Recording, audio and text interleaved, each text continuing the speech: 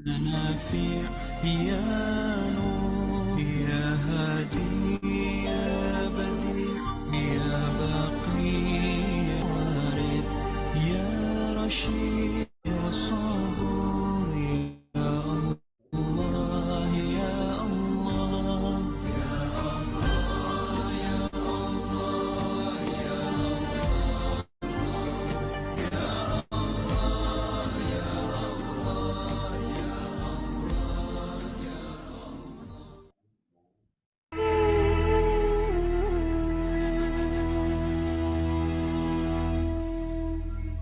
يا الله يا رحمن يا رحيم يا مالك يا قدوس يا سلام يا مؤمن يا مهيمن يا عزيز يا جبار يا متكبر يا خالق يا بارئ يا مصور يا غفار يا قهار يا وهاب يا رزاق يا فتاح يا عليم يا قابض يا باسط يا خافض يا رافع يا معيز يا مذل يا سميع يا بصير يا حكم يا عدل يا لطيف يا خبير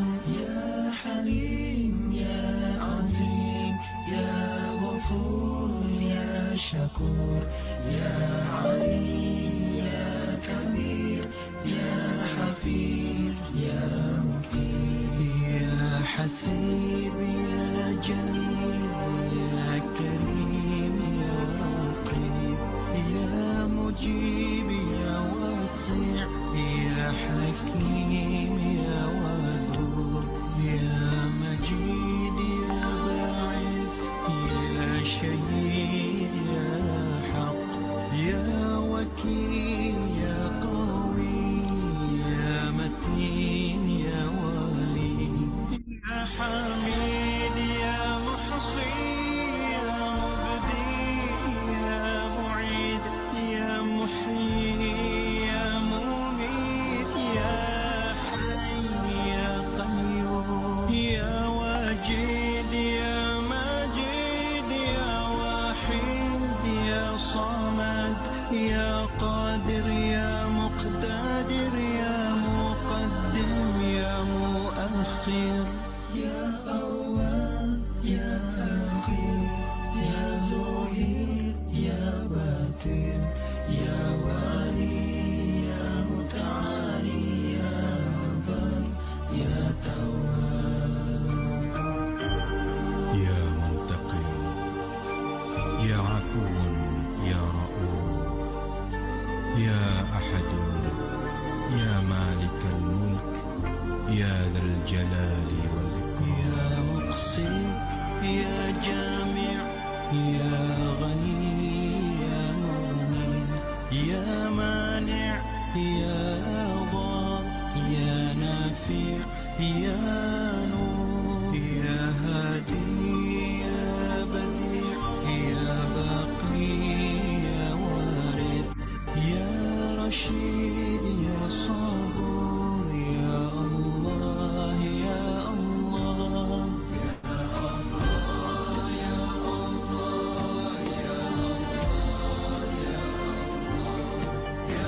الله يا الله يا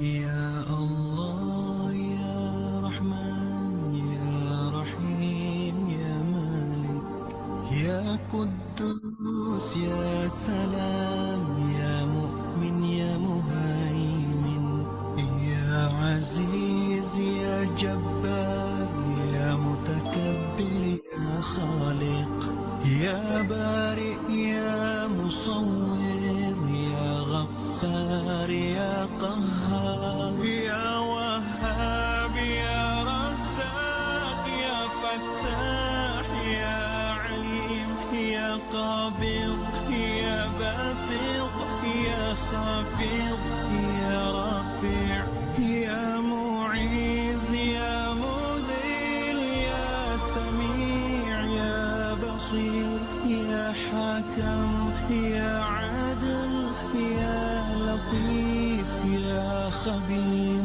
يا حليم يا عظيم يا غفور يا شكور يا عليم يا كبير يا حفيظ يا مقيم يا حسيب يا جليل يا كريم يا رقيب يا مجيب يا واسع يا حكيم يا ودود يا مجيد يا باعث يا شهيد يا حق يا وكيل يا قوي يا متين يا ولي يا حميد يا محصي يا مبدي يا معيد يا محيي يا مميت يا حي يا قيوم يا واجد يا ماجد يا واحد يا صمد يا قادر يا مقتدر يا مقدم يا مؤخر يا أول يا أخير يا ظهير يا باطن يا والي يا متعالي يا بر يا تواب يا منتقم يا عفو يا رؤوف يا أحد يا مالك الملك يا ذا الجلال والإكرام يا مقسم يا جامع يا غني يا مغني يا مانع يا ضار يا نافع يا نور يا هادي يا بديع يا باقي يا وارث يا رشيد يا صبور يا الله يا الله يا الله يا الله يا الله يا الله يا الله يا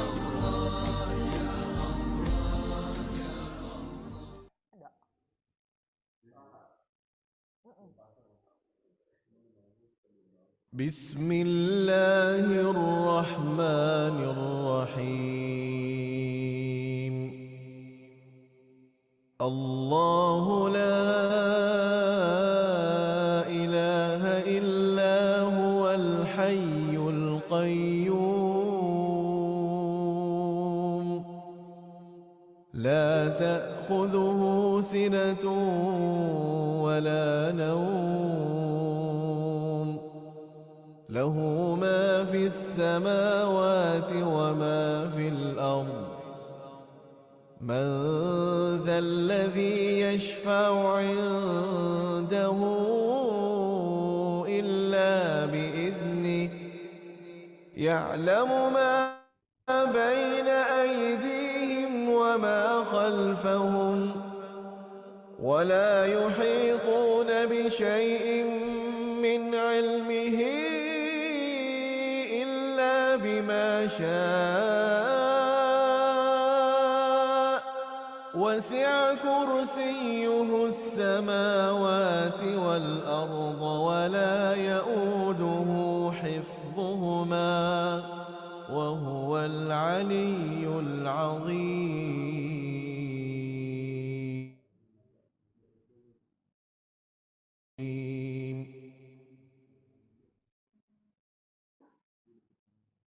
أعوذ بالله من الشيطان الرجيم. بسم الله الرحمن الرحيم.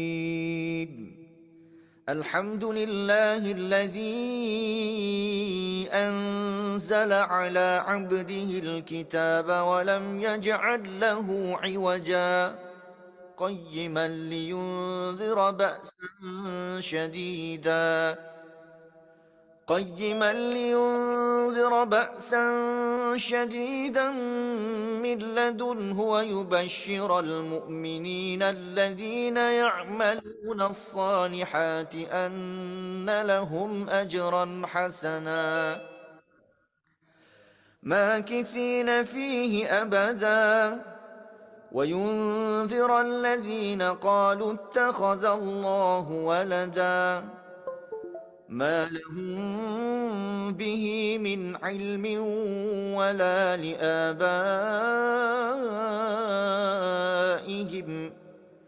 كبرت كلمة تخرج من أفواههم إن يقولون إلا كذبا فلعلك باخع نفسك على آثارهم إن لم يؤمنوا بهذا الحديث أسفا إنا جعلنا ما على الأرض زينة لها لنبلوهم أيهم أحسن عملا وإنا لجاعلون ما عليها صعيدا جرزا أم حسبت أن أصحاب الكهف والرقيم كانوا من آياتنا عجبا أوى الفتية إلى الكهف فقالوا ربنا آتنا من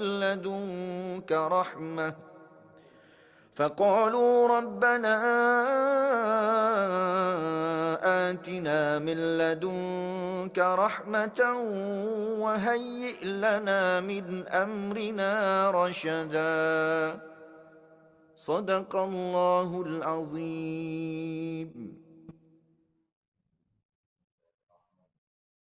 اللهم إن الضحى ضحاؤك والبهاء بهاؤك والجمال جمالك والقوة قوتك والقدرات قدراتك والعصمة عصمتك. اللهم إن كان رزقي في السماء فأنزله وإن كان في الأرض فأخرجه وإن كان معسرا فيسره وإن كان حراما فطهره وإن كان بعيدا فقربه بحق دحائك وبهائك وجمالك وقوتك وقدرتك آتني ما أتيت من عبادك الصالحين. Ya Allah, sesungguhnya waktu duha itu duhamu, kecantikannya kecantikanmu, keindahannya keindahanmu, kekuatannya kekuatanmu, kekuasaannya kekuasaanmu, perlindungannya. Mohon izin Ibu untuk memulai acara pada siang hari ini. Assalamualaikum warahmatullahi wabarakatuh. Recording in progress. Selamat siang, salam sejahtera untuk kita semua. Yang terhormat Ketua Dharma Wanita Persatuan Direktorat Jenderal Perbendaharaan atau yang mewakili. Yang kami hormati Sekretaris Direktorat Jenderal Perbendaharaan atau yang mewakili. Yang kami hormati Ustadz Aang Hudaya selaku narasumber. Yang kami hormati para Ibu Direktur Lingkup Direktorat Jenderal Perbendaharaan. Yang kami hormati seluruh pejabat, pelaksana, dan anggota Dharma Wanita Persatuan Direktorat Jenderal Perbendaharaan. Yang kami hormati Ketua dan seluruh pengurus Majelis Taklim Tazkiyatun Nufus, serta seluruh peserta dari manapun Anda berada, baik yang hadir secara daring maupun hadir secara luring. Menyantap nasi pecel dengan sambal kacang. Tak cukup seporsi, kita bawa satu untuk dibungkus. Ibu-ibu hadirin, kami ucapkan selamat datang dalam acara kajian Muslimah Tazkiyatun Nufus.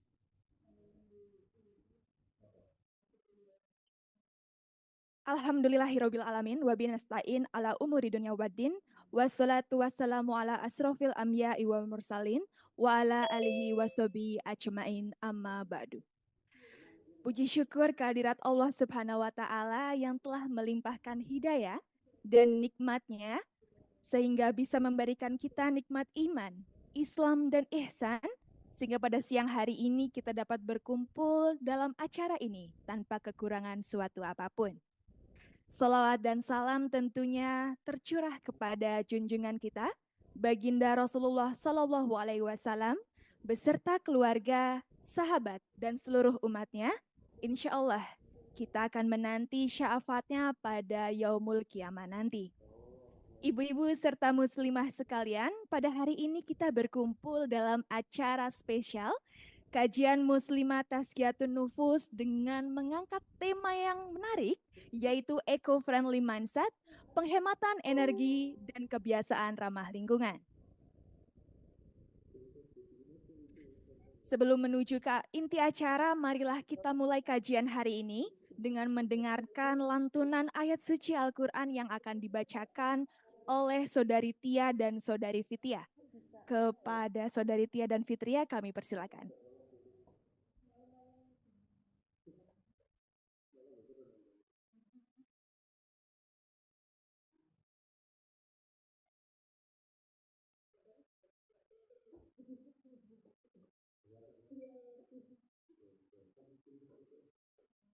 أعوذ بالله من الشيطان الرجيم بسم الله الرحمن الرحيم فآت ذا القربى حقه والمسكين وابن السبيل ذلك خير للذين يريدون وجه الله وأولئك هم المفلحون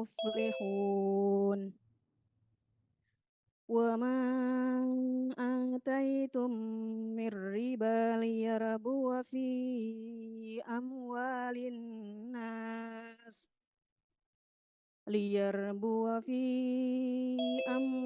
الناس فلا يربو عند الله وما آتيتم من زكاة تريدون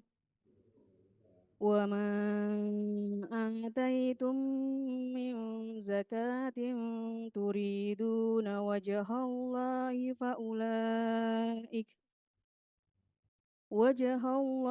فأولئك هم المضعفون الله الذي خلقكم ثم رزقكم ثم يميتكم ثم يحييكم هل من شركائكم من يفعل من ذلكم من شيء سبحانه وتعالى عما يشركون ظهر الفساد في البر والبحر بما كسبت أيدي الناس ليذيقهم بعض الذي عملوا لعلهم يرجعون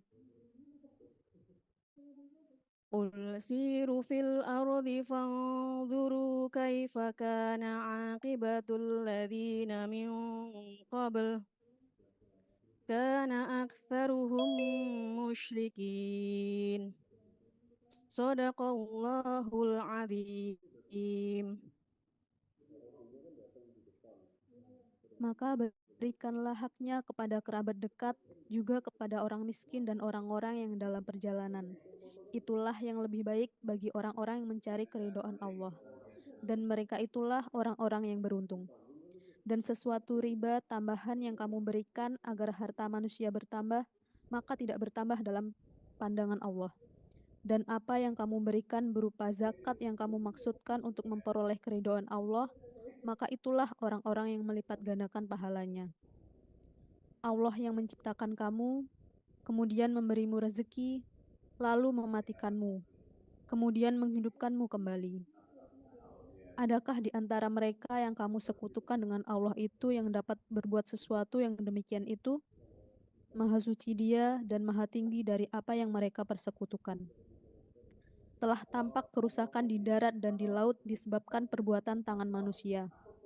Allah menghendaki agar mereka merasakan sebagian dari akibat perbuatan mereka, agar mereka kembali ke jalan yang benar. Katakanlah Muhammad, bepergianlah di bumi lalu lihatlah bagaimana kesudahan orang-orang dahulu. Kebanyakan dari mereka adalah orang-orang yang menyekutukan Allah.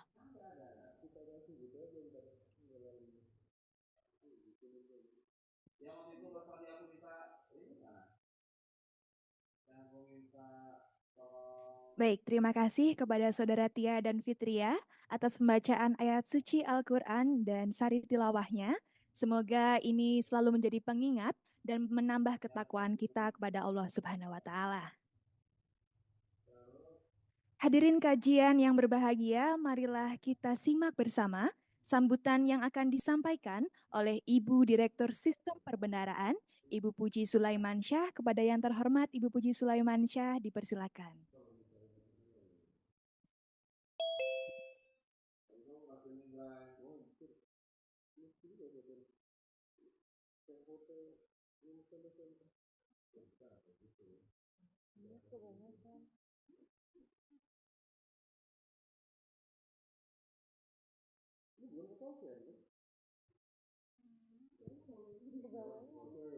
Assalamualaikum warahmatullahi wabarakatuh. Yang terhormat Ketua Dharma Wanita Dirjen Perbendaraan Nani Asia Prima atau yang mewakili. Yang terhormat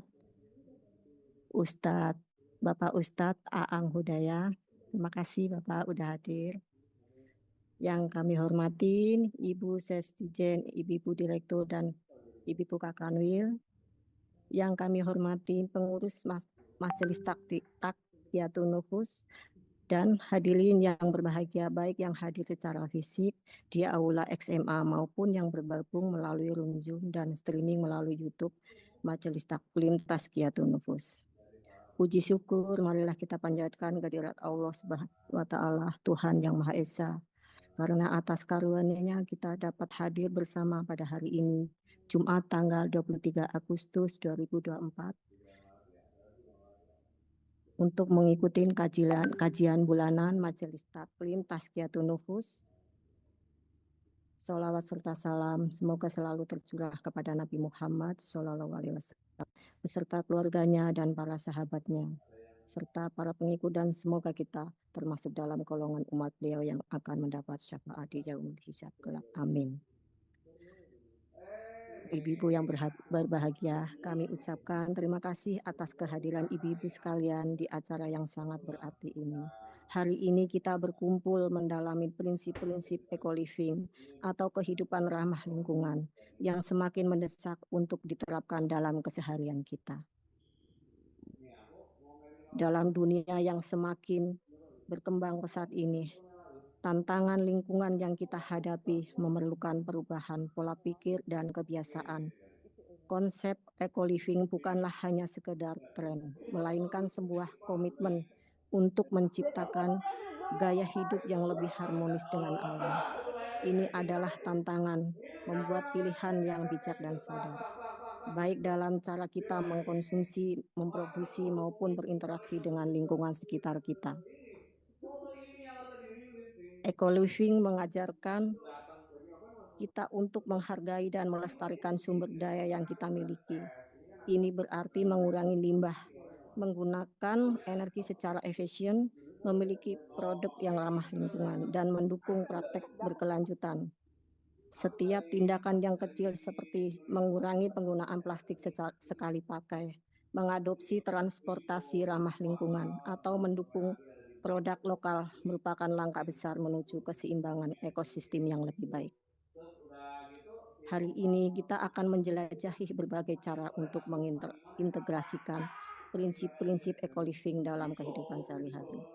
Semoga diskusi dan informasi yang kita terima dapat menginspirasi kita untuk mengambil tindakan nyata dan membagikan pengetahuan ini dengan lebih banyak orang di sekitar kita. Hadirin yang berbahagia, saya percaya bahwa dengan komitmen dan kesadaran bersama, kita dapat membuat perbedaan yang signifikan. Setiap langkah yang kita ambil menuju eco-living adalah investasi untuk masa depan yang lebih hijau dan lebih baik bagi generasi mendatang. Terima kasih atas perhatian dan partisipasi ibu-ibu sekalian. Mari kita manfaatkan kesempatan ini untuk belajar, berdiskusi dan berkomitmen pada gaya hidup yang lebih ramah lingkungan. Bersama-sama kita dapat menciptakan dampak positif menjaga bumi kita tetap sehat dan lestari. Untuk itu, marilah kita mendengarkan tausiah dari Pak Ustadz. Untuk lebih lengkap dan lebih jelasnya akan disampaikan oleh Bapak Ustadz kita yaitu Aang Hudaya. Selamat mengikuti acara ini. Atas nama panitia, lebih dan kurangnya mohon maaf. Wabillahi taufiq wal hidayah. Wassalamualaikum warahmatullahi wabarakatuh. Terima kasih.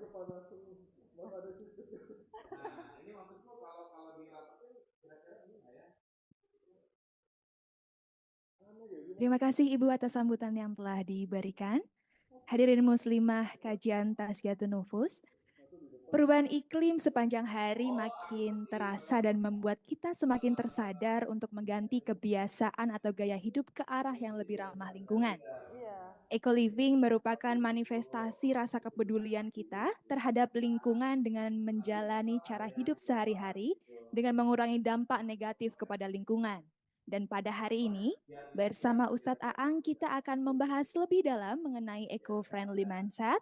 Dan sebelum mempersilahkan Ustadz Aang untuk memulai tausiahnya, saya akan membacakan sedikit CV mengenai beliau.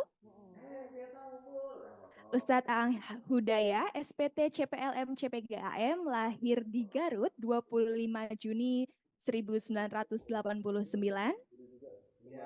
Beliau merupakan co-founder dan trainer konsultan Gemarapi, trainer dan konsultan metode 5S atau 5R, pendiri komunitas EcoBrick Bogor, Master Trainer Global EcoBrick Alliance, inisiator Bank Sampah Spirit Dompet Duafa Bogor, pengurus DPP Asosiasi Bank Sampah Indonesia atau ASOPSI, pengurus komunitas Ekoenzim Bogor, pimpinan cabang Bank Ekoenzim Nusantara Bogor, Urban Farmer, Certified Permaculture Designer, anggota Koalisi Nasional Perlindungan Keluarga, serta pengurus Cookpad Community Regional Bogor. Tanpa berlama-lama, kami persilahkan kepada Ustadz Aang untuk memulai tausiahnya. Kami persilahkan Ustadz.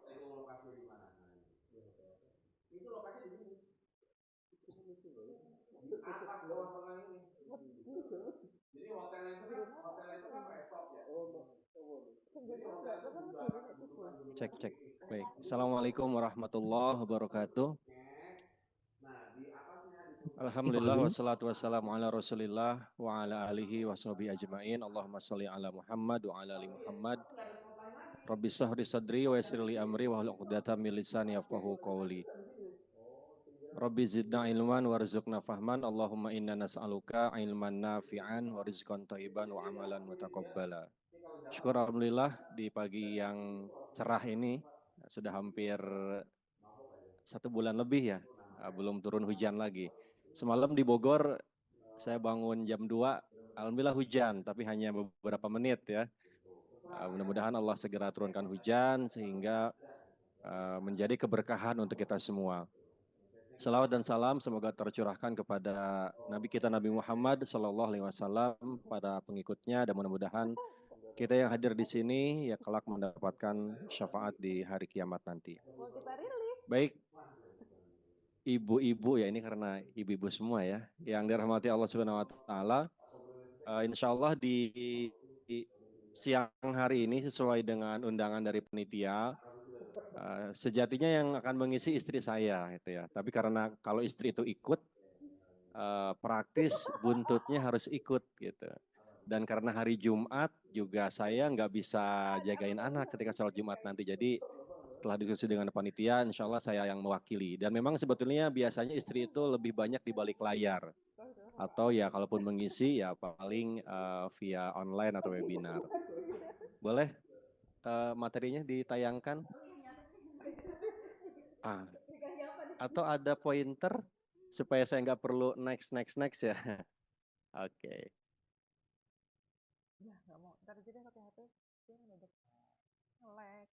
Oke. Dapat. Oh gitu. Oh ini belum terhubung. Belum ya? Oh, atau ya sudah kalau sambil nunggu boleh deh nanti sementara sambil di next dulu ya. Oke, baik. Yang online suara saya jelas nggak ya? Jelas ya, baik. Nah, akhir-akhir ini memang topik terkait dengan eco living atau eco-friendly living, eco-mindset, atau gaya hidup ramah lingkungan memang sudah cukup menghangat ya, terutama sejak munculnya wabah pandemi kemarin ya, hampir 4 tahun. Muncullah kesadaran untuk hidup lebih sehat, yang mungkin cuci tangan hanya sehari sekali, akhirnya setiap berapa menit cuci tangan. Yang kalau bepergian nggak pakai masker, akhirnya pakai masker gitu. Yang biasanya nggak minum nggak minum air infus atau infus water ya, akhirnya rame-rame. Itu pedagang botol infus water luar biasa ya, membludak pesanannya. Termasuk para pedagang benih ya, kalau saya amati itu luar biasa. Mereka sampai overload dengan pesanan karena banyak orang yang punya kesadaran, mungkin juga punya waktu luang lebih banyak di rumah, akhirnya mulai berkebun dari dalam rumah. Ya. Padahal sebetulnya kebutuhan akan hidup dengan cara yang berkelanjutan ini sejatinya sejak dahulu sampai hari ini harus kita terapkan. Nah, cuma terkadang kehidupan dengan ramah lingkungan ini terkadang hanya dipahami sebagai gaya hidup saja. Artinya kalau gaya hidup ini akan jadi sebuah pilihan saja. Ya, namanya gaya hidup kan berarti style ya. Ya mau pakai style ini silahkan, nggak masalah. Padahal dalam Islam, hidup ramah lingkungan atau hidup selaras alam ini adalah way of life. Ini jalan hidup, satu-satunya jalan yang harus kita tempuh. Tidak ada pilihan yang lain. Jadi hidup menjaga lingkungan, ramah lingkungan, mengelola sampah dengan baik, tidak mencemari, ini bagian dari jalan hidup kita sebagai seorang muslim. Alhamdulillah sudah muncul ya. Nah, sebagai pengantar saya ingin mengutip kembali ya terkait dengan maqasid syariah. Maqasid syariah ini adalah maksud atau tujuan syariat ini diturunkan kepada manusia. Ya, jadi ulama Syatibi merumuskan menjadi 5 hal. Jadi 5 hal yang dijaga oleh syariat. Yang pertama adalah agama. Ya, jadi supaya agama kita terjaga adalah muncullah kewajiban untuk sholat, untuk zakat, puasa dan seterusnya. Kemudian yang kedua adalah menjaga atau memelihara jiwa manusia. Ya, jadi supaya jiwa manusia tetap sehat, tetap normal, maka muncullah kaidah-kaidah hukum-hukum yang itu bertujuan agar jiwa kita tetap terjaga dengan baik. Kemudian memelihara akal. Misalkan ada aturan ya supaya kita tidak mengkonsumsi narkoba, ya tidak mengkonsumsi bahan-bahan yang berbahaya atau makanan-makanan yang tidak sehat kalau hari ini. Karena kalau yang haram itu jelas Bu ya, kita bisa hindari dengan mudah. Oh ini narkoba, ini minuman keras. Cuma kalau makanan dan minuman yang tidak thayyib, nah ini ya kadang kita masih sulit menghindari karena statusnya masih halal tapi tidak thayyib.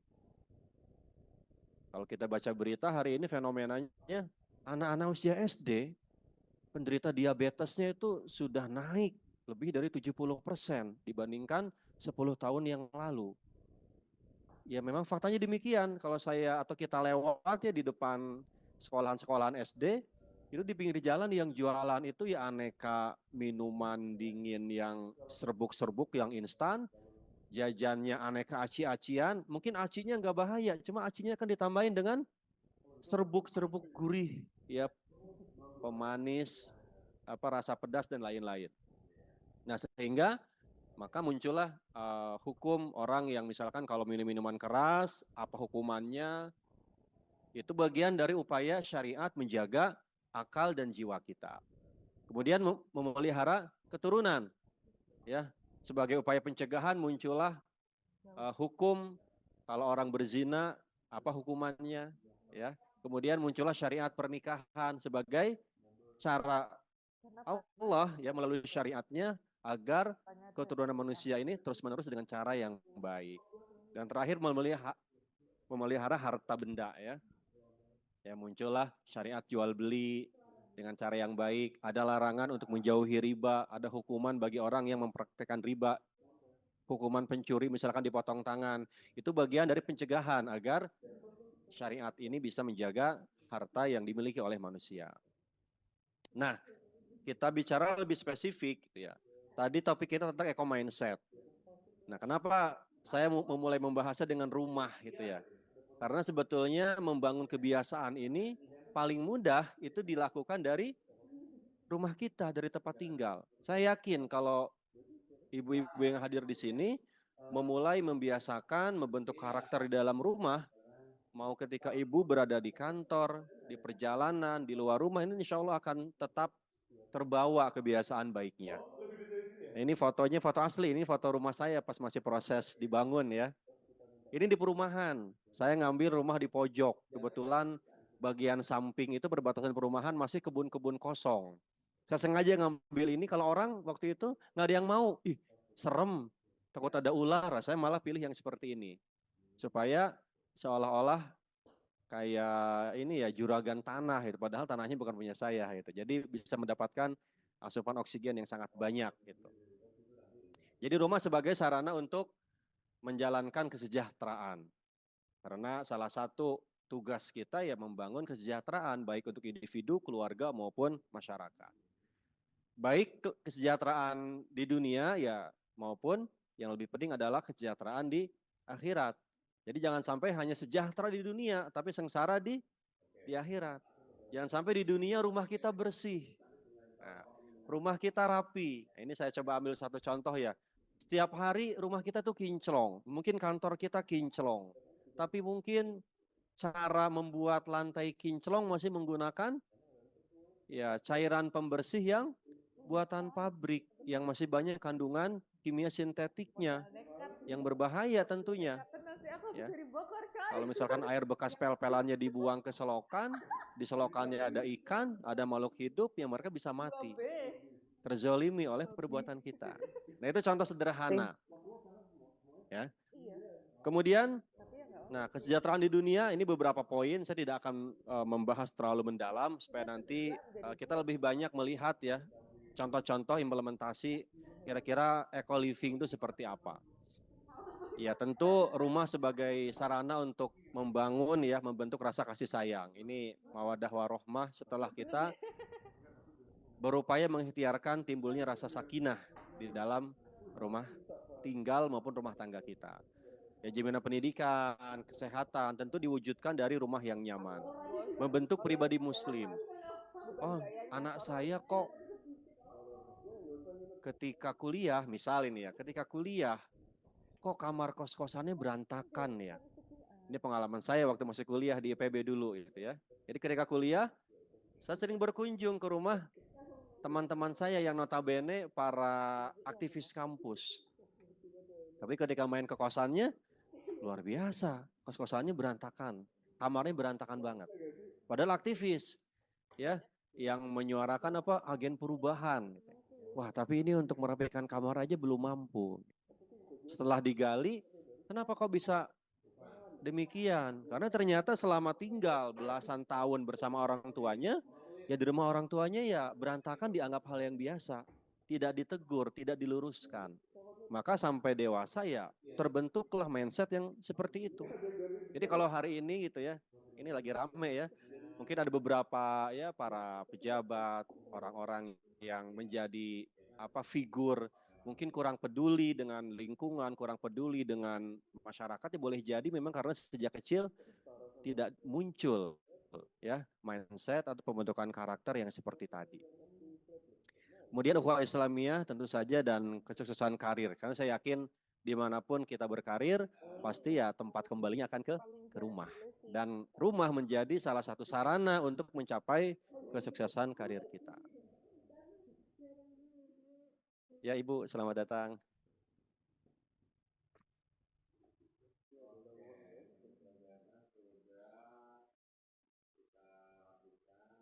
Baik, yang kedua adalah tentu kesejahteraan akhirat. Nah, ini adalah tujuan yang paling utama tentunya, ya, karena salah satu misi kita diciptakan adalah untuk beribadah, ya. Bagaimana kita rumah tempat tinggal kita ini menjadi tempat yang sangat nyaman untuk menunaikan setiap aktivitas ibadah kita. Misal yang paling sederhana di rumah, terutama ibu-ibu ya yang pasti sholatnya di rumah. Kalau saya mungkin ya di rumah hanya sholat sunnah itu. Tapi kalau ibu-ibu yang notabene kewajiban sholatnya di dalam rumah, ya pasti bagaimana caranya tempat tinggal itu kita setting, kita desain, kita siapkan agar menjadi tempat yang paling nyaman untuk menunaikan ibadah. Sholat tahajud misal, jangan sampai lagi sholat tahajud nggak nyaman karena ngelihat mungkin mainan anaknya masih berantakan, bekas semalam belum dirapikan, ya. Atau mungkin lagi tahajud tiba-tiba ada kecoa lewat, ya mungkin gitu ya. Atau ada aroma yang kurang sedap dari dapur karena piring-piring kotor bekas makan malam belum dicuci. Nah ini, karena kalau saya dengan istri di rumah punya SOP, sebelum tidur memastikan seluruh barang dalam kondisi bersih, rapi dan kembali ke tempat semula. Itu mulai dari depan rumah sampai ke belakang rumah. Kecuali dalam kondisi yang darurat, misalkan saya kurang sehat, istri lagi kecapean, ya sudah kita kerjakan besok pagi, gitu ya. Muamalah, ya, kemudian menjaga hal, ya jangankan yang haram, kita upayakan untuk terhindar dari yang makruh dan syubhat, termasuk tadi dari makanan-makanan yang tidak thayyib. Jadi kita hari ini coba naikkan level kita, bukan menaikkan level sekedar yang dulu makan ayam seminggu sekali, sekarang tiap hari bisa makan ayam. Yang dulu kalau makan nugget maksimal 2 potong, nasinya 1 piring gede, sekarang bisa ambil nugget sepuasnya. Ya, saya masih ingat dulu kalau makan nugget itu di rumah dibatasi. 1 anak 2 potong. Saya kebetulan 15 bersaudara. Saya anak ke-8. Jadi kalau makan nugget itu dihitung tuh ya. Jadi kalau ngambilnya 3, nanti ada yang nggak kebagian gitu. Tapi yang kita naikkan levelnya adalah coba kita bergeser, tidak sekedar makan yang halal, tapi yang thayyib. Yang thayyib itu berarti apa? Yang kandungannya alami, tidak membahayakan tubuh, tidak membahayakan lingkungan, produk lokal yang kita konsumsi hanya pada musimnya saja, yang paling dekat dengan kita. Ini mau makan apel, apelnya diimpor dari California. Itu berapa banyak jejak karbon yang dihasilkan hanya untuk mendatangkan apel ke rumah kita. Saya mau makan sushi pakai kaviar ya, telur ikan yang diperoleh dari Samudra Pasifik misal. Ya padahal kita ada ikan lele, ada ikan gabus yang ada di dekat rumah kita gitu ya. Ikan kembung itu ternyata kandungannya lebih hampir sama dengan ikan salmon gitu. Nah ini yang perlu kita perhatikan. Jadi level thayyib ini banyak indikatornya. Ya. Oke, terima kasih ya. Kemudian amal jariah. Jadi kita membangun rumah yang ramah lingkungan juga bagian dari amal jariah kita. Kita tidak ingin meninggalkan rumah yang misalkan sisa pembuangan airnya itu masih dibuang sembarangan, tidak difilter, tidak disaring gitu ya. Iya, kamar mandi kita bersih, tiap hari dibersihkan pakai karbol, tapi air bekas karbolnya mengalir kemana?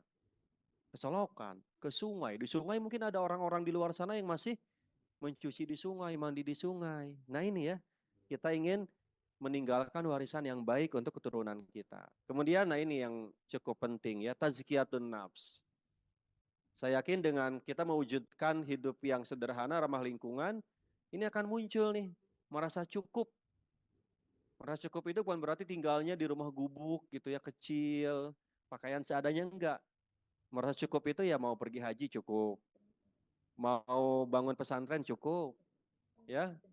Mau sedekah buat anak yatim cukup, gitu ya. Itu cukup. Qanaah dan selalu bersyukur. Nah, ini tidak mudah, tapi bisa kita ikhtiarkan. Nah, tadi sudah dibaca oleh panitia ya, salah satu ayat yang sangat familiar kalau berbicara soal eco-living atau kerusakan lingkungan ya. Nah, jadi ya ini perbuatan kita gitu. Nggak ada tuh ikan paus yang dia kalau makan pakai mangkok styrofoam, itu nggak ada. Nggak ada ya. Nggak ada misalkan gajah, harimau yang dia kalau jajan seblak dia pakai sendok plastik, tuh nggak ada gitu ya. Ya semuanya ulah kita ya. Nah ini kita mulai bahas nih, kira-kira apa sih kebiasaan ramah lingkungan atau eco mindset. Ya intinya mengedepankan kelestarian lingkungan, bukan hanya memenuhi kebutuhan kita saja. Kalau kebutuhan kita masih oke lah, bukan hanya memenuhi keinginan kita, arogansi kita. Gitu. Nah sehingga seminimal mungkin dampak kerusakannya bisa kita hindari. Ya saya pun mungkin masih punya kontribusi kerusakan lingkungan. Misal tadi naik kendaraan,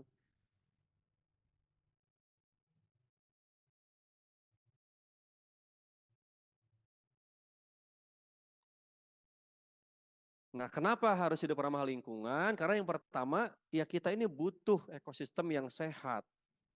Maka kalau kita punya kesadaran, ya paling mudah lah. Saya sering melihat ilustrasi itu ya, atau gambar, karikatur, kartun, ada orang-orang yang ada petugas penebang pohon yang lagi membabat pohon di hutan. Ya. Kemudian ketika lagi istirahat tengah hari, di mana mereka berteduh? Di mana mereka berteduh?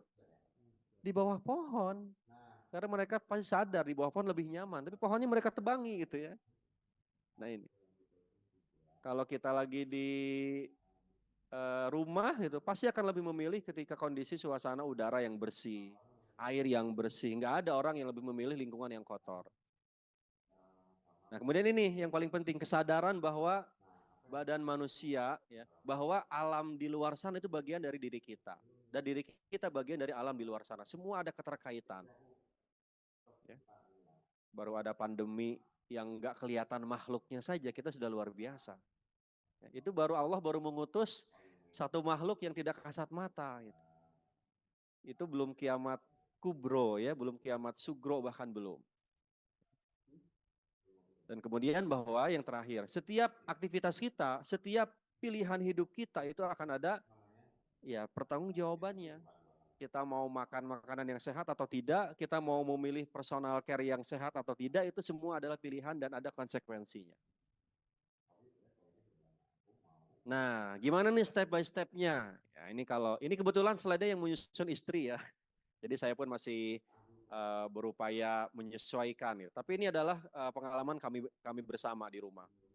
Jadi konsepnya adalah belajar, bergerak, kemudian barulah kita menghasilkan kontribusi atau dampak. Nah, yang pertama adalah dalam hal menuntut ilmu, ini penting. Seringkali ya terutama ibu-ibu ya yang paling rajin ikutan webinar, betul ya? Ada seminar ikut, ada workshop, ada pelatihan, ikutan pokoknya. Tapi akhirnya terlalu banyak ikutan seminar, terlalu banyak ikutan webinar, puyeng, pusing, yang mau diterapkan yang mana. Bahkan nggak ada yang diamalkan. Itu. Ketika ada pelatihan seminar, sibuk tuh minta slide materinya ke panitia. Tapi udah dapat, yakin dibaca lagi? Jarang. Atau dapat handout-nya, dibawa pulang ke rumah. Kayaknya peluang dibaca lagi itu sangat kecil. Maka dalam hal menuntut ilmu, pilih dan pilah mana yang paling urgent untuk kita saat ini. Ya tentu kalau ilmu agama yaitu fondasi, semuanya wajib dipelajari tapi tetap bertahap. Ibaratnya kalau kita hari ini membaca Al-Quran masih terbata-bata, ya jangan dulu belajar bahasa Arab. Jangan dulu belajar ilmu-ilmu yang menggunakan bahasa Arab, kalau bacanya pun kita belum bisa. Jadi lihat mana yang urgent.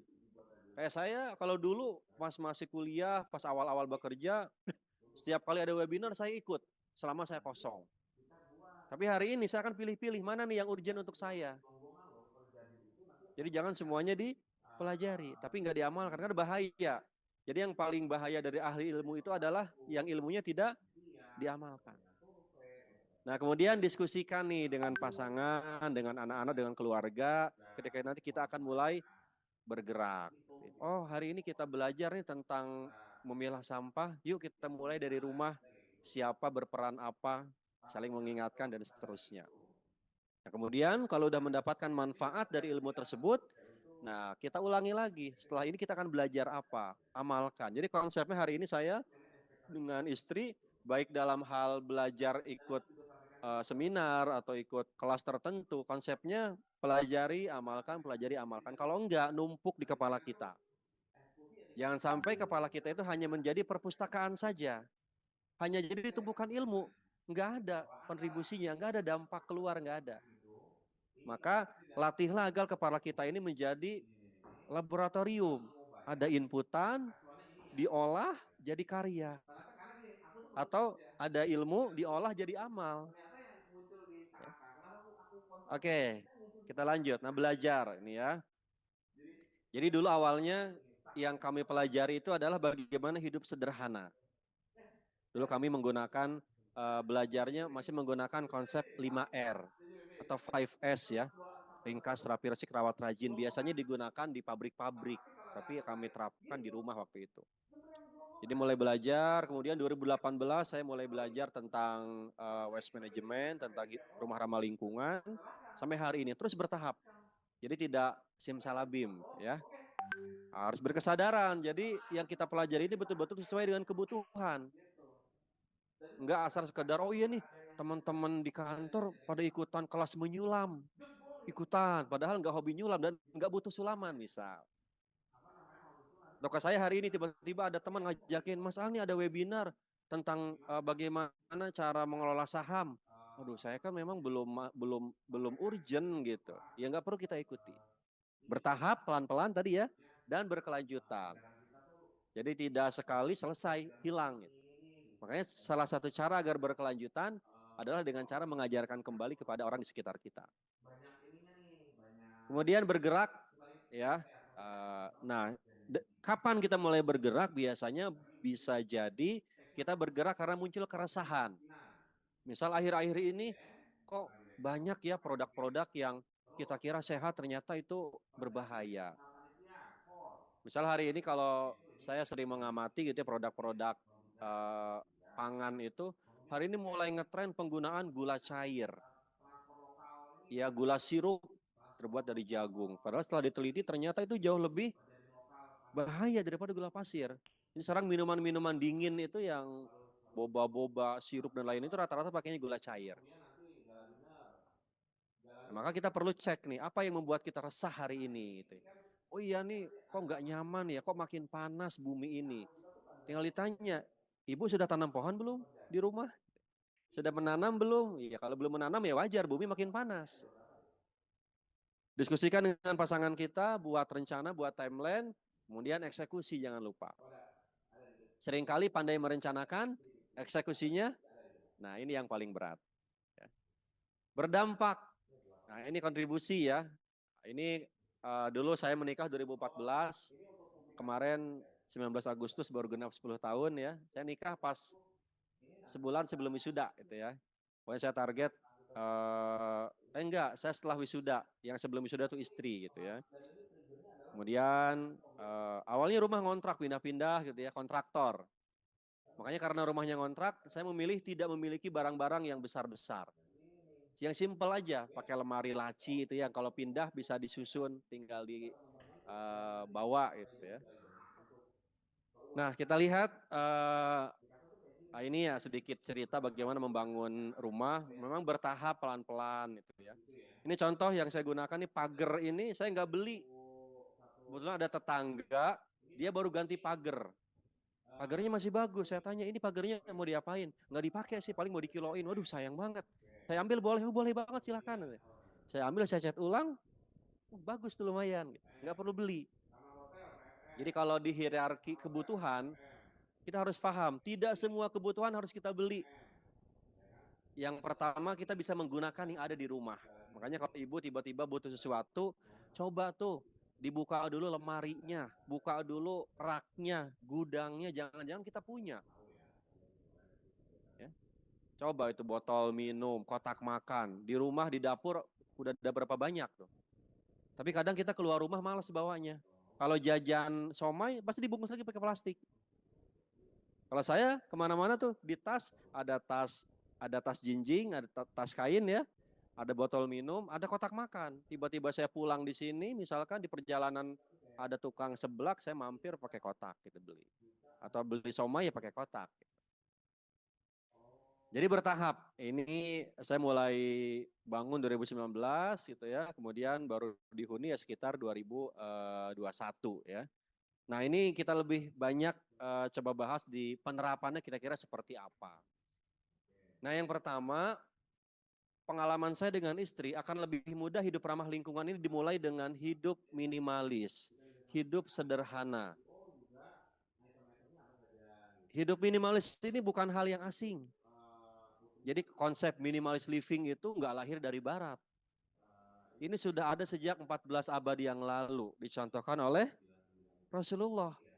Bagaimana Rasulullah sederhana dalam semua aspek. Dalam berbicara, dalam bersikap, dan dalam memiliki harta. Bapak Ibu nanti boleh googling tuh di handphonenya. Diorama rumah Rasulullah. Itu di rumahnya sangat sederhana. Padahal beliau pemimpin negara, pemimpin agama. Tapi memilih hidup dengan cara yang sangat sederhana. Tapi tidak menyulitkan. Jadi jangan salah paham. Hidup minimalis itu bukan hidup dengan piring cuma satu, sendok cuma satu gitu ya, kaos cuma dua, enggak. Tapi tetap hidup sesuai dengan kebutuhan. Nah, PR terbesar kita adalah memahami kebutuhan kita.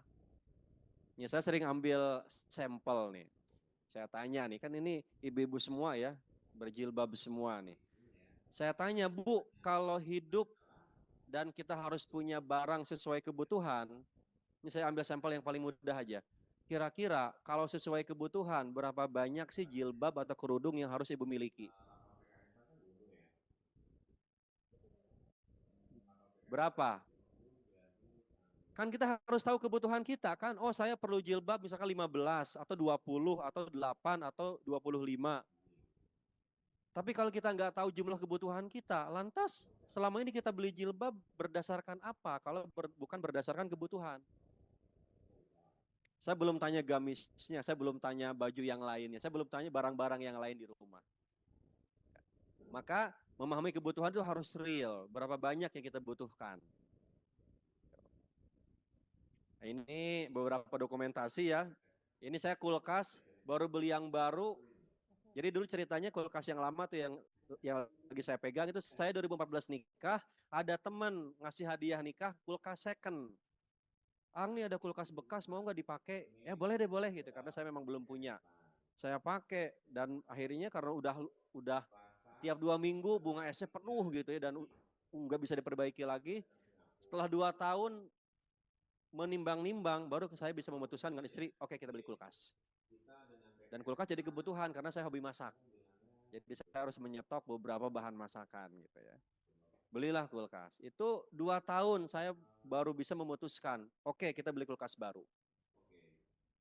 Ini gambar stroller ya. Ketika anak kedua saya lahir, saya tidak melungsurkan pakaian atau perlengkapan bayi dari anak saya yang pertama. Kenapa? Karena kalau saya melungsurkan, saya harus punya effort yang besar untuk menyimpan stroller, menyimpan baby better, menyimpan pakaian bayi, apa tuh popok dan lain-lain lah. Saya nggak mau. Dan ketika anak pertama saya lahir, saya pun nggak tahu kapan Allah akan ngasih saya anak lagi.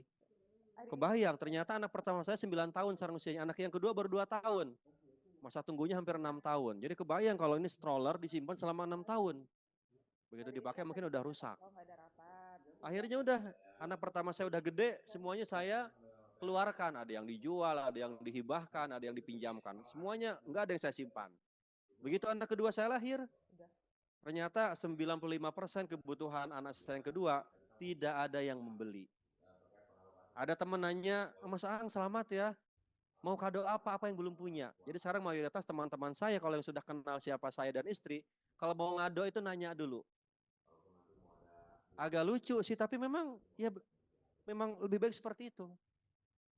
Mas Aan, barakallah ya, selamat ya, anaknya udah lahir. Apa yang belum punya? Wah, jadi kita pun dapat kado betul-betul yang kita butuhkan. Nah ini ada cerita menarik. Stroller anak pertama itu saya pinjamkan ke kakak kelas. Setelah 5 tahun, setelah 6 tahun, itu baru dikembalikan. Dan ternyata mengembalikan dengan stroller yang mereknya sama, tapi dibelikan yang baru. Dengan barang-barang yang lain. Jadi jangan terlalu mengkhawatirkan masa depan. Oh iya, nanti kalau nanti butuh gimana ya? Itu artinya kita nggak percaya sama rezekinya Allah. Gitu. Kita boleh menyimpan untuk masa depan, tapi secukupnya saja. Jangan berlebihan. Jangan sampai kita punya gamis nih. Oh iya, nanti buat anak kita nih kalau udah gede, anaknya masih SD. Nunggu gamisnya nanti dipakai kalau udah gede. Mungkin perlu waktu berapa lama, udah belum tentu anak kita mau pakai. Jadi ingat, anak itu lahir bersama rezekinya. Jadi nggak perlu kita berlebihan ya menyimpan barang untuk masa depan. Sampai mengorbankan kebahagiaan hari ini. Apa maksudnya? Di rumah kita penuh dengan barang. Barang-barang yang nanti mungkin akan dipakai. Suatu saat kalau kita butuh. Ingat, kalau kita butuh, Allah akan kasih rezekinya. Tiba-tiba kita butuh mobil, Allah akan kasih. Tiba-tiba kita butuh barang apapun, Allah akan kasih. Tiba-tiba kita punya anak lagi, tenang. Allah sudah siapkan rezekinya. Ya. Nah, ini termasuk mainan anak saya pun rata-rata hibah, dikasih. Jadi kami sangat jarang membeli. Punya barang di rumah sering diperbaiki. Sepatu pun saya ini nih sepatu. Ini saya sepatu sudah hampir 7 tahun lebih. Sudah 2 kali ganti alas, Bu. Bukan ganti bukan ganti lidahnya, bukan, tapi betul-betul alasnya diganti. Makanya ini warnanya udah nggak sinkron antara kulit sama alasnya. Saya pakai aja gitu ya, selama masih bisa dipakai. Gitu. Termasuk itu sofa bed dikasih, kemudian saya ganti ulang kulitnya gitu ya. Jadi hidup sederhana itu sangat nikmat, sangat tenang. Nanti Ibu bisa bandingkan ketika masih punya banyak barang dengan sedikit barang. Makin banyak barang, makin terikat dengan pikiran kita, bener nggak? Kita masuk ke ruangan yang kosong, udah yang kita pikirkan cuma ruang kosong. Kita masuk ke ruang yang penuh dengan barang, maka pikiran kita tertaut dengan banyak barang tersebut. Ya. Nah kemudian, ini mulai mencegah masuknya sampah ke rumah kita. Ya kalau belanja bawa ada sendiri. Ini saya kalau tiap pagi belanja ini, mau beli ikan, beli ayam, saya bawa kotak-kotak gitu ya. Beli beras pun saya nggak pernah beli beras karungan, Bu. Saya beli berasnya paling 10 liter tuh pakai kantong yang hijau itu. Pakai kantong kain. Banyak kan? Orang tiap ada acara pasti dapat goodie bag. Itu jangan dibuang, dipakai lagi. Bahkan mirisnya, saya pernah menemukan juga postingan teman saya, itu orang buang sampah udah bukan pakai kresek lagi. Pakai goodie bag, pakai tas SpongeBob gitu. Sekali pakai.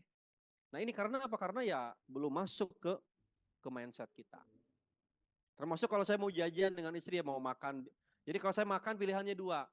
Makan di tempat atau bawa pulang, tapi harus bawa wadah sendiri. Jadi mau jajan mie ayam, bakso, nasi uduk, pecel lele, apapun saya ikhtiarkan bawa wadah sendiri. Lebih enak ya, jadi pulang ke rumah nggak bawa sampah sama sekali. Kemudian kalau sudah kita cegah, yang masih masuk kita pilah. Nah ini pemilahan di rumah ya, jadi alhamdulillah sejak 2018 saya tidak pernah langganan ke dinas kebersihan. Tidak ada sampah yang keluar. Semuanya selesai di rumah, kecuali yang ke bank sampah, yang perlu didaur ulang di luar. Jadi nggak ada residu di rumah saya. Sampai beling kaca, jelantah, bahkan ketika anak saya kadang harus pakai popok sekali pakai pun saya kelola. Ya, ini popok sekali pakai bisa saya jadikan isian bantal atau bean bag. Ya. Mika dan lain-lain ya. Jadi semuanya bisa dikelola, termasuk kayak kotak susu itu juga bisa daur ulang kembali. Nah ini ada yang saya jadikan ekobrik, ini dari saset-saset yang tidak diterima di bank sampah atau kategori plastik yang belum bisa didaur ulang, ini bisa kita jadikan ekobrik. Termasuk styrofoam, termasuk bubble wrap, semua jenis plastik yang lembaran itu bisa dijadikan ekobrik dan nanti bisa dijadikan beberapa kreasi ya. Kompos, ini yang organik, jadi nggak ada lagi yang dibuang keluar, bahkan sekarang saya kekurangan ya. Saya buat beberapa jenis komposter, ada yang dari galon bekas, ada yang dari ember, ada yang pakai kompos bag ya. Ada juga yang dijadikan pupuk ya, ini cangkang telur dihancurkan nanti bisa dijadikan pupuk. Yang organik bisa juga dibuat ekoenzim. Ekoenzim ini sekarang saya gunakan untuk membuat deterjen, membuat sabun cuci piring, sabun cuci tangan, membuat deodoran, membuat superpel, termasuk sabun mandi bisa dibuat dari ini. Jadi kebutuhan personal care dan kebutuhan kebersihan di rumah itu sudah sangat sedikit yang saya membeli dari luar. Saya pakai ini untuk ngepel sudah 6 tahun. Ya, ini nggak perlu beli. Kita bikin aja di rumah. Paling yang belinya ya gula merah atau molasenya aja. Deodoran misalnya, kalau ibu beli berapa satu tuh deodoran? Soalnya udah nggak pernah beli. Mungkin 20.000 anggaplah ya. Habis berapa lama? Misal sebulan. Kalau setahun berarti berapa? 240.000 ya setahun. Ibu bikin, tinggal dicampur deh Bu, air, tawas sama ekoenzim. Modal 10.000 itu setahun gak habis Bu. Ya.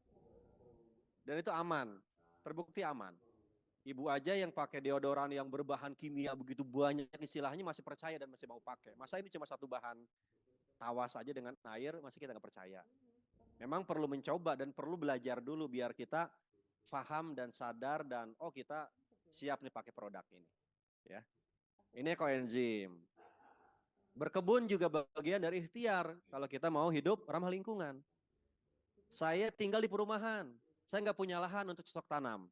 Karena samping rumah pun kalau buat cocok tanam paling buat tanaman hias aja. Di depan rumah sudah dipakai buat parkiran motor gitu ya.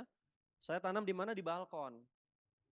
Jadi tabungan saya kuras untuk bangun dak ya, balkon buat cocok tanam. Gitu. Nah kalau pisang, singkong ini saya tanam di lahan perumahan yang belum dibangun. Saya izin ke pemiliknya, saya tanamin pisang ya, alhamdulillah. Tiap 2 minggu sekali pisang panen. Kalau singkong kapan aja bisa panen, selama kita nanamnya terus menerus. Pepaya ya. Dan ini kalau yang tanaman-tanaman ini sayuran ini dari balkon semua. Saya pernah menanam total lebih dari 120 jenis sayuran dan buah di balkon. Nggak gede, rumah saya hanya tipe hanya luasnya 100 meter, bangunannya mungkin sekitar 70 meter lah. Ya. Nah ini ya, membuat pestisida alami buat cocok tanam, nggak perlu beli gitu ya. Kita bisa buat dari kulit bawang. Coba di sini yang punya tanaman di rumah, ibu-ibu. Ada yang punya tanaman di rumah? Kalau tanamannya diserang hama, jangan beli pestisida. Itu sama saja dengan mendatangkan dan menyebarkan racun di rumah kita. Ibu masak pakai bawang? Pastilah ya. Kulit bawangnya jangan dibuang, kumpulin, masukin toples, kasih air, simpan 1-2 malam sampai warnanya berubah, buang ampasnya, masukkan ke botol semprot, disemprot ke tanaman. Ditambahkan air dulu, diencerkan, semprot ke tanaman. Insya Allah hamanya akan pergi. Ya. Kemudian, nah ini beternak, ya biar saya pun tetap diaku sebagai alumni IPB ya. Jadi saya walaupun di perumahan, saya pelihara ayam sama bebek Peking ya. Oh tapi nanti bau enggak? Saya sudah hampir 4 tahun nggak ada yang protes ke rumah saya dan memang nggak bau. Asal beternaknya dengan ilmu yang benar ya. Nah, ini alhamdulillahnya, jadi kalau ada sisa makanan dan lain-lain pasti selalu habis ya. Kemudian nah ini ya membuat sabun alami boleh dari buah lerak. Kalau orang Jawa namanya apa? Istilahnya kelerak. Dipakai buat nyuci batik. Karena batik tulis kalau nyucinya pakai deterjen luntur. Kalau pakai lerak kok nggak luntur, tapi sama-sama membersihkan. Apa kesimpulannya? Ya deterjen pabrikan berarti sangat keras. Ya buktinya aja batik tulis bisa luntur. Nah ini kita pakai tiap hari, kita kucek-kucek tiap hari. Ya, ini kebayang ya tangan kita tiap hari kena deterjen pabrikan. Buah lerak, atau ini saya bikin sabun batang sendiri di rumah ya, pakai bahan-bahannya, pakai minyak zaitun, pakai minyak kelapa, tinggal dicampur bahan-bahannya, dicetak jadi. Karena kalau sabun alami begini, kalau beli itu harganya bisa 10 kali lipat dari sabun batangan pabrikan. Makanya kalau mau hemat ya bikin sendiri gitu ya. Ini nanam lufah untuk pengganti spons. Boleh spons buat mandi atau buat cuci piring. Ya. Ini alami, jadi kalau habis pakai ya tinggal dikomposkan saja. Kalau ada yang tertarik, saya lagi punya banyak bijinya di rumah. Mangga nanti saya kirim kalau ada yang mau tanam di rumah ya. Tapi beneran ditanam loh ya. Jangan hanya diposting aja bijinya. Nah, ini bikin tadi ya, bikin deterjen.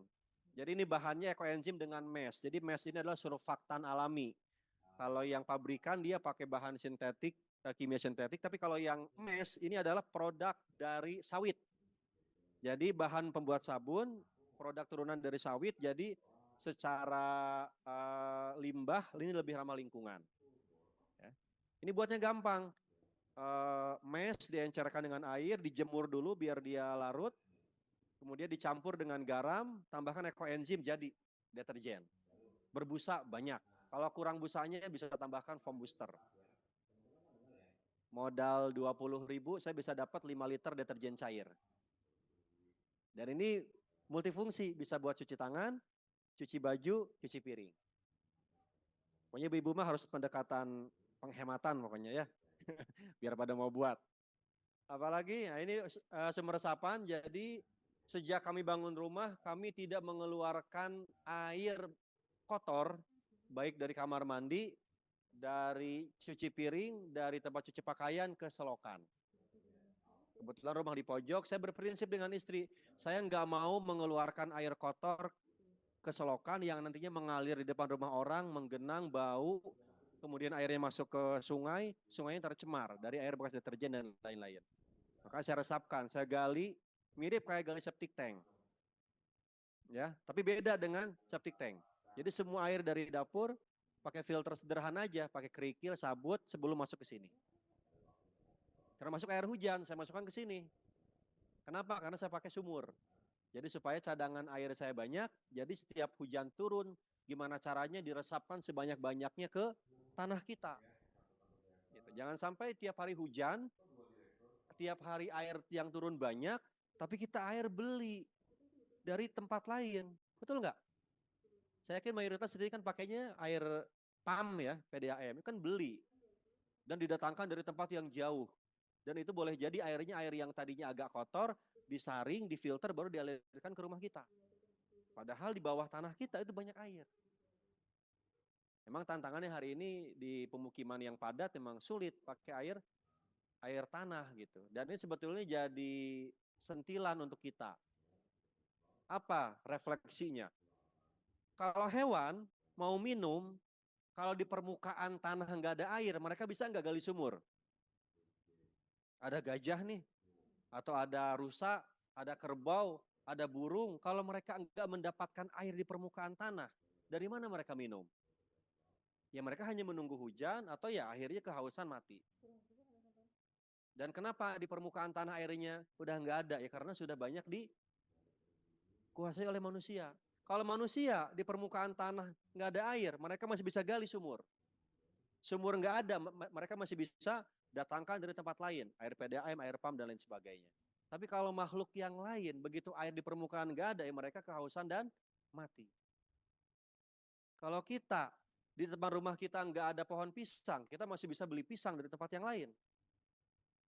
Bahkan di tempat kita nggak ada kurma, kita bisa impor dari negara penghasil kurma.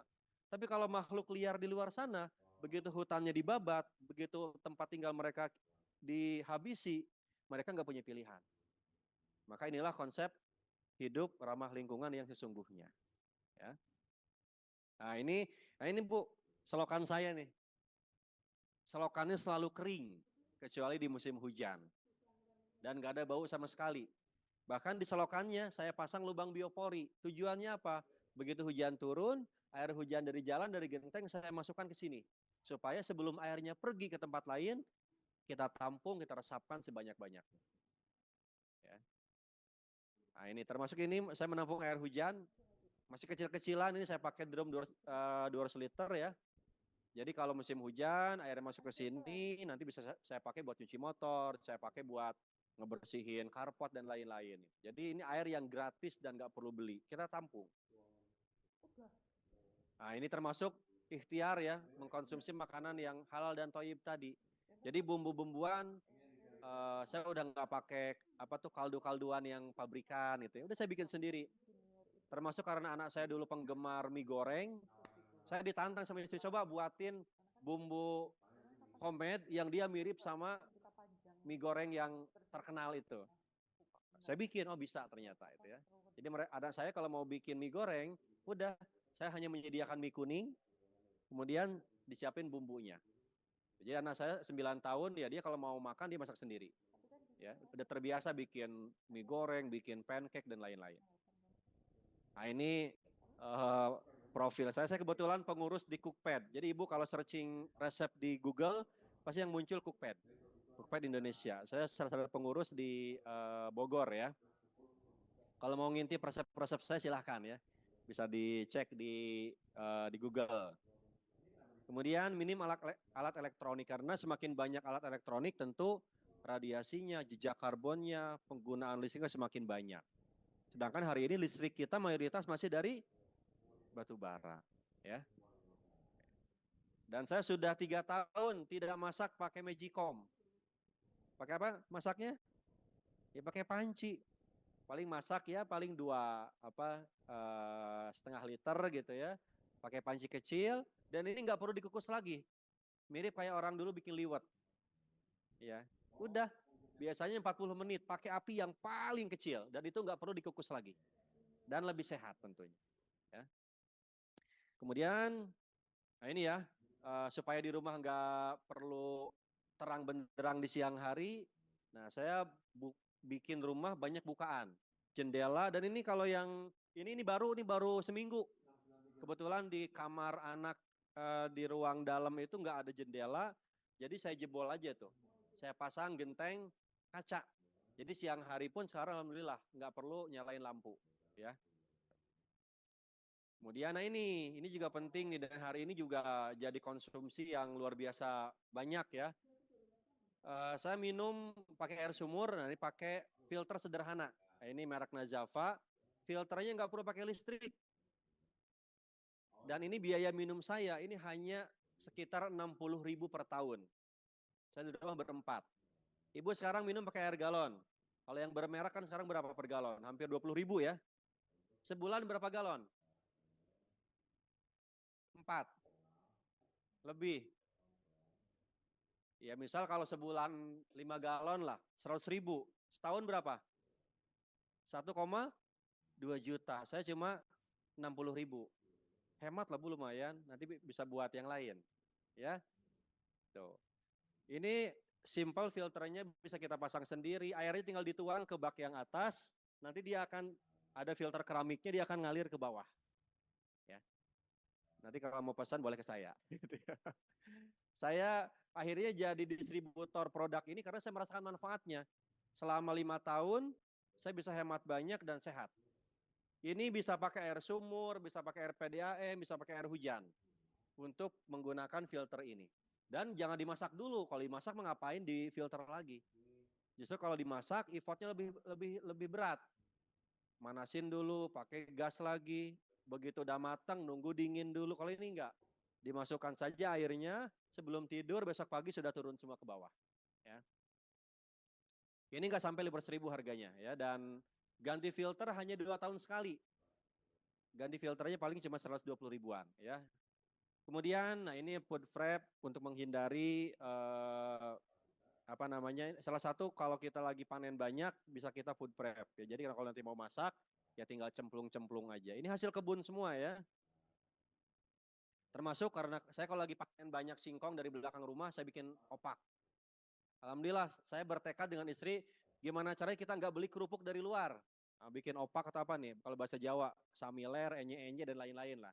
Yang bikin opak nih. Parut pun saya parut manual ya, sambil olahraga pagi-pagi marut singkong 2 kilo, bikin opak, bikin timus ya. Dan saya juga hobi bikin tape. Karena kebetulan anak istri senang produk fermentasi, jadi saya di rumah bikin yogurt sendiri, bikin kombucha sendiri, bikin cuka apel sendiri, bikin tape singkong sendiri dan lain-lain. Dan ternyata lebih sehat. Anak saya di rumah, saya tergerak karena anak saya itu senang minum yogurt, terutama yang merek Yakult. Begitu saya cek kandungan gulanya luar biasa. Satu gelas kecil, cup kecil itu gulanya hampir 1 sendok lebih. 1 sendok makan. Nah, ini saya coba buat yogurt sendiri. Anak saya ternyata senang, walaupun yogurtnya plain, tanpa gula, tanpa pemanis. Dia senang tuh, makanin yogurt itu. Termasuk kombucha, walaupun asam, anak saya senang minum. Dan alhamdulillah lebih sehat. Ya. Nah ini ya perlengkapan makan, mulai bertahap aja beli yang non toksik gitu ya. Saya dulu punya banyak koleksi itu, pen, wajan yang dia ada lapisan apa namanya tuh? Akhirnya mulai saya ganti, tapi pelan-pelan, bertahap, nggak langsung sekali. Lumayan kan, kalau panci biasa mungkin harganya paling 200.000, ini mungkin bisa 3-4 kali lipatnya. Tapi ya ini investasi. Saya kok udah hidup ramah lingkungan, udah pakai perlengkapan dengan sehat, tapi kok masih sering sakit? Ya karena tubuh kita hari ini, itu karena proses gaya hidup kita 10-20 tahun yang lalu. Makanya hari ini saya dengan istri, ya mudah-mudahan ketika nanti umur kita 40 tahun, 50 tahun, kita bisa lebih sehat dengan ikhtiar hidup sehat hari ini. Nah, eat locally, jadi makanlah yang lokal. Ciri-ciri makanan sehat itu makanan yang dia dihasilkan hanya pada musimnya saja. Jadi Ibu jangan bangga, bukan musim mangga, tapi Ibu bisa makan mangga. Berarti mangganya ya didatangkan dari daerah lain, dari negara lain, atau bahkan mangga yang sudah dimodifikasi, rekayasa genetika, sehingga dia dipaksa tetap berbuah bukan pada musimnya.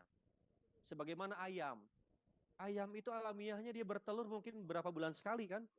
Tapi hari ini ayam setiap hari bertelur, dikasih pakan, direkayasa. Nah itu ya. Makanya saya di rumah kadang kami 2 minggu paling hanya makan buah pisang sama pepaya. Di bulan berikutnya lagi musim mangga, kami sering makan mangga. Di bulan berikutnya lagi musim udah makanlah yang pada musimnya. Ya. Ini beberapa hasil masakan dari kebun. Ini saya tanam bayam Brazil. Bayam Brazil itu kelebihannya dia bisa dipanen sepanjang waktu. Ibu kalau beli bayam di pasar kan sudah sama akarnya ya. Jadi kebayang kalau dipanen dengan cara dicabut. Sekali tanam habis. Nanti kalau mau tanam, beli benih lagi. Dan benih kita masih 90% impor. Masih ketergantungan benih. Ya. Kalau bayam Brazil, Ibu tanam 1, seumur hidup Ibu nggak perlu beli benih. Recording stopped.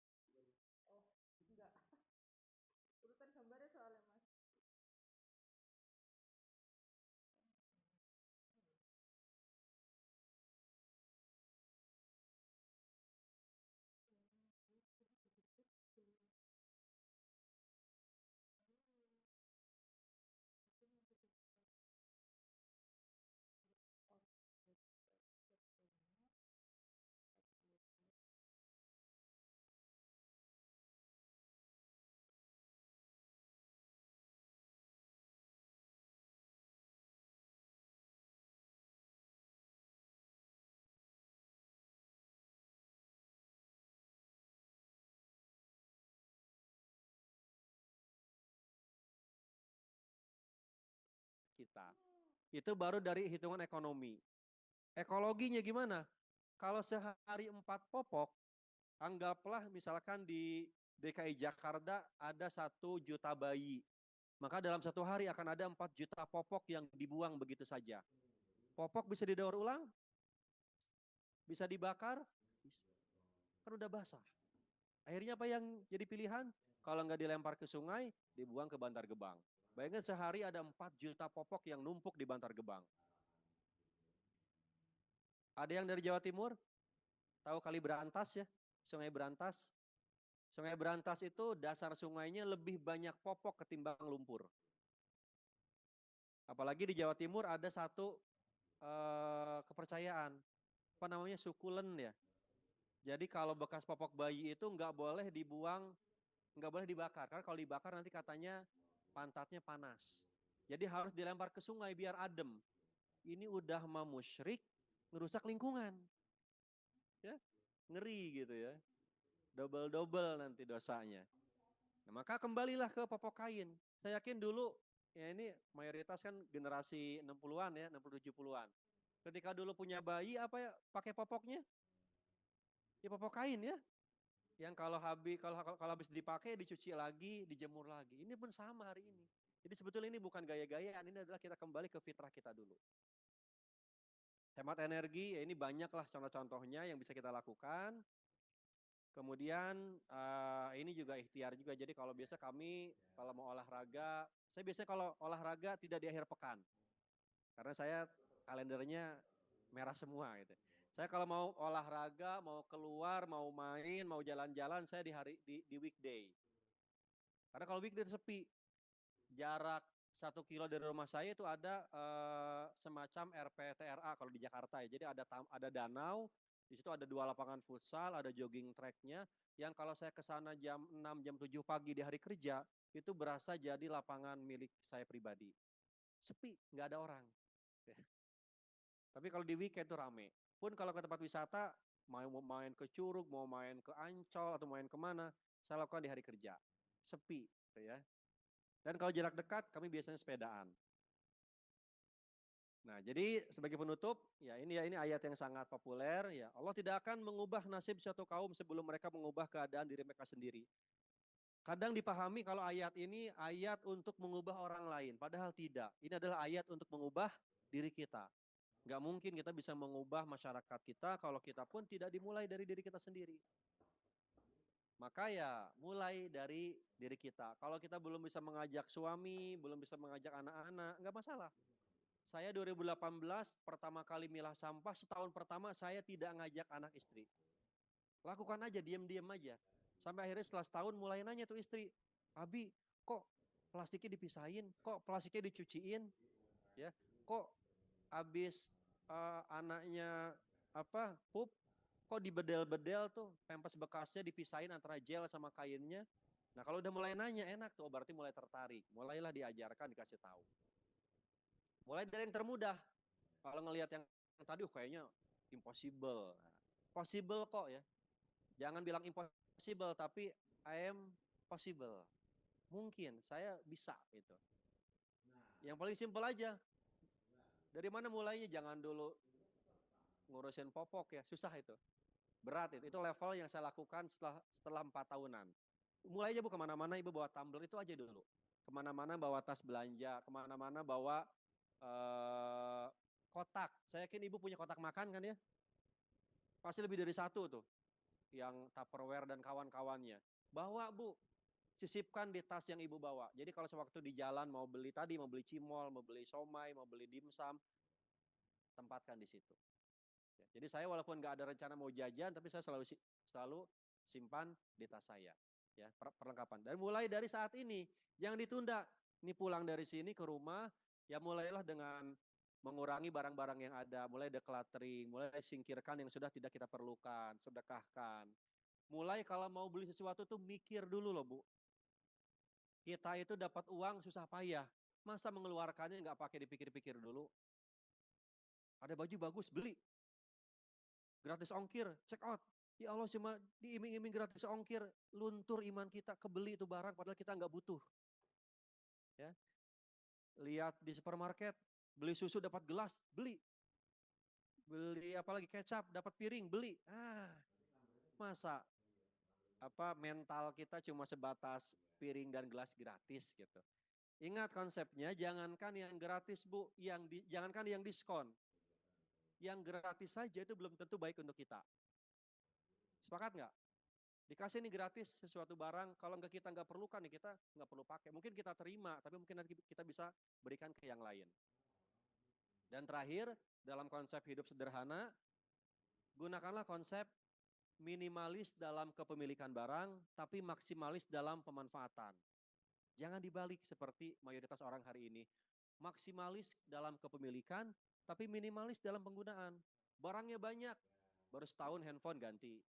Baru 2 tahun mobil ganti. Baru 5 tahun punya rumah, pengen pindah rumahnya udah nggak betah gitu ya. Baju banyak, tapi yang dipakai cuma sedikit. Itu aja kan yang dipakai. Nah, maka mulailah kita lakukan perubahan dari diri kita. Baik, barangkali itu yang bisa disampaikan. Kalau masih ada waktu mungkin kita lanjutkan dengan diskusi.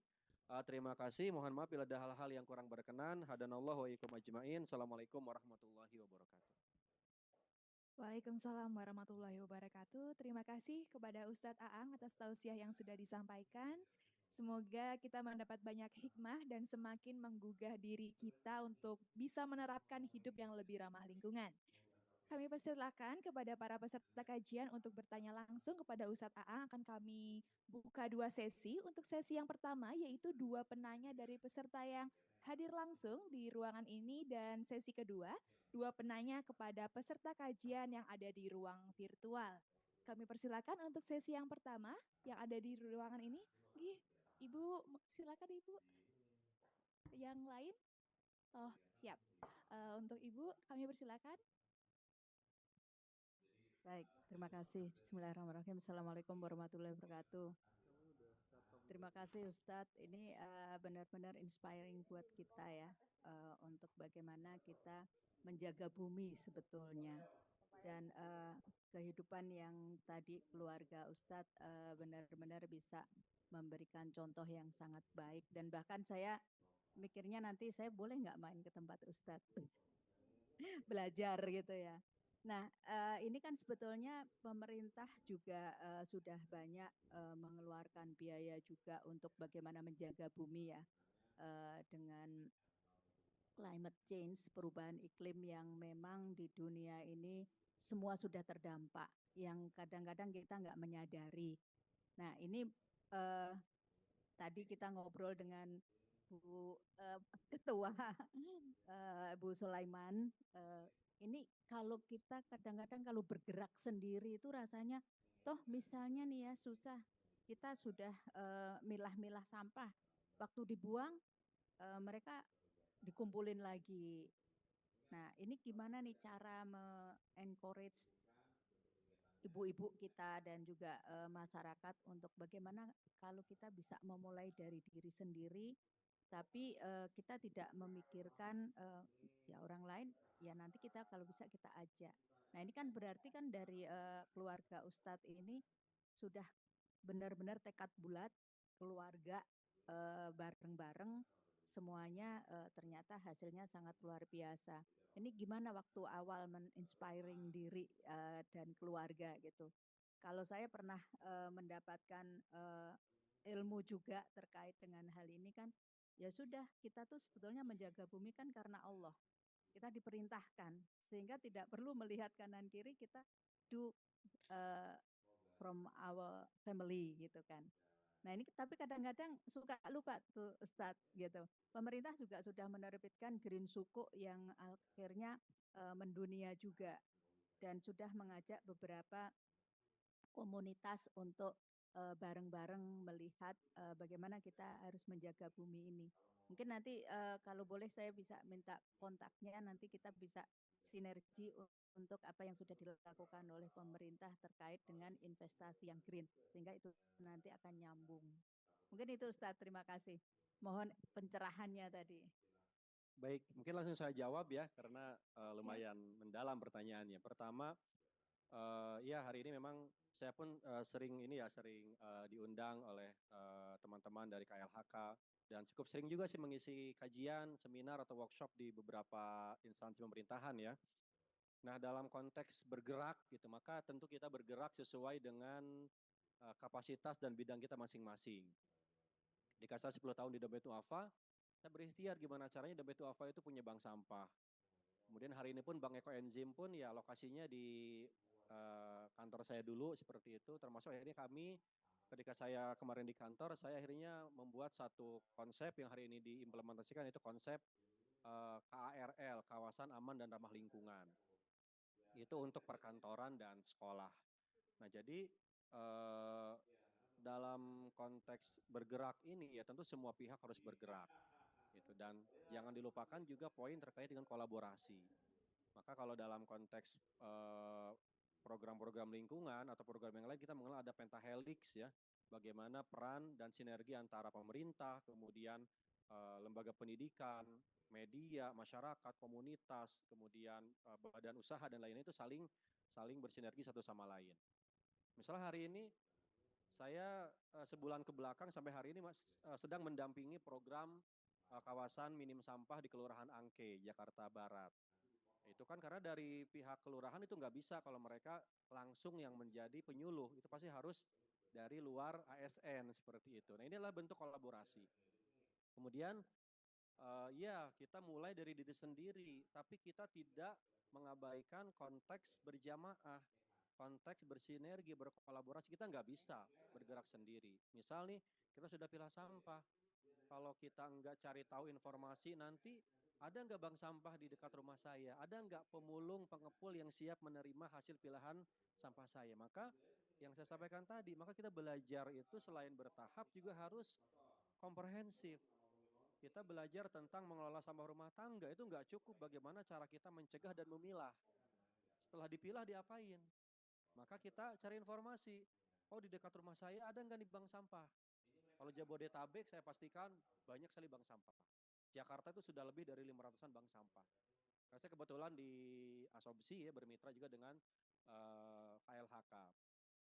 Paling gampang, kalaupun belum ada bank sampah, kalau ada pemulung lewat, ada tukang rongsok lewat, udah disedekahin. Ya, jadi istilah kasarnya itu nggak lagi pemulung itu dalam tanda kutip ngacak-ngacak tong sampah di rumah kita. Nggak lagi ada cerita, wih kesel, tong sampah saya diacak-acak pemulung, tong sampah saya diacak-acak sama kucing. Kira-kira kenapa kucing ngacak-ngacak tong sampah kita? Ya karena kita masukin tulang, duri, jeroan ke tong sampah. Padahal isinya di sana ada botol, ada kaleng, harusnya kan dipilah. Makanya saya hari ini di rumah bekas tulang duri itu saya pisahkan di mangkok kecil, jadi kucing itu datang ke situ, enggak ke. Wah ini ada yang ikutan ya.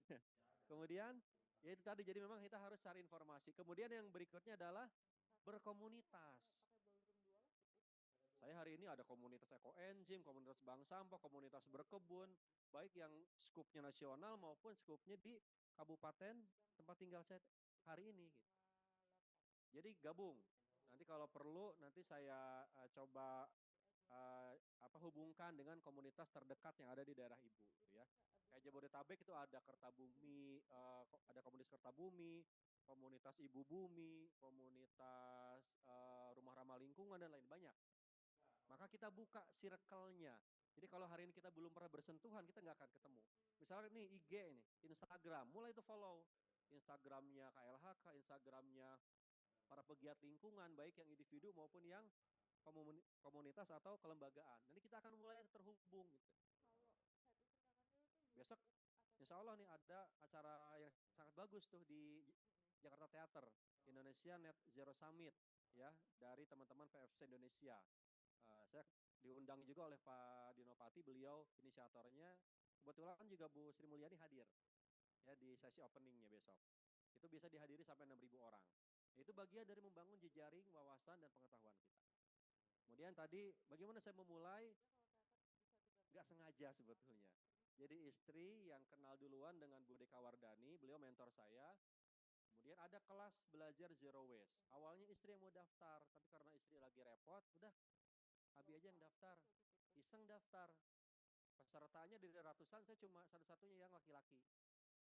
Saya aja ketika ikut kelas Mama Berkelodi, saya satu-satunya peserta yang laki-laki dari ribuan peserta. Udah belajar gitu, belajar. Saya di rumah awalnya hanya memilah organik dan anorganik. Organiknya saya kubur. Karena saya belum kenal komposter, belum kenal maggot, belum kenal ekoenzim, belum. Anorganiknya saya masih titip ke dinas kebersihan. Masih dibuang ke TPA. Habis itu saya mulai, oh iya ternyata kayak botol, kardus bisa didaur ulang. Udah tuh caranya saya pilah, di depan rumah saya gantung. Jadi kalau ada pemulung lewat, dia nggak perlu ngacak-ngacak, dia tinggal ngambil. Oh dia senang banget. Oh Pak Ang makasih ya, udah dipilihin, senang banget. Bahkan sampai nggak doain kita. Berikutnya saya mulai belajar kompos. Yang tadinya dikubur, saya komposkan. Yang tadinya plastik-plastik itu saya buang ke TPA, saya mulai buat ekobrik. Ya. Jadi itu bertahap.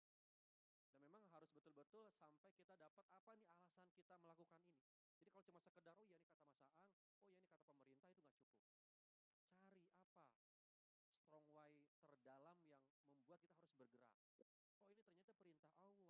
Oh ini ternyata sunnahnya Nabi.